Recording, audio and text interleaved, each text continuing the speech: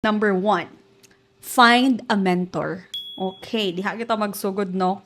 First and foremost, kapasalamat ko ka Ate May, no? Si Ate May is akong mentor nga na-meet na ko katong kuan pa ko, third year high school. So, mga grade 8, grade 9 sa karon na time. Na-meet na ko sa Ate May, and from that time on, siya gid ang nag-mentor sa ako sa akong spiritual na side. Siya gid ang na-mentor sa ako to be excellent in every way. Pasalamat pud kay ko kay Attorney Lopez, akong mentor sa criminal law.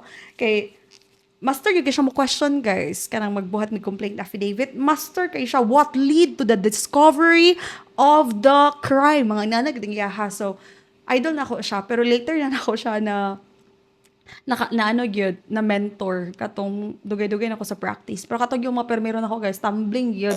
Kanong first year nako sa practice, ang tay mga moment nga na tumbling, pero grasya ra gyud sa Ginoo nga gakawin gyapon nato ang mga case. Attorney ko pod, mga kaibigan, is akong mentor sa civil case, sa mga civil cases nga aspeto ng ating buhay. So siya pod ang master diha nga side. Thankful ko ka Attorney ko ug ka Attorney Lopez.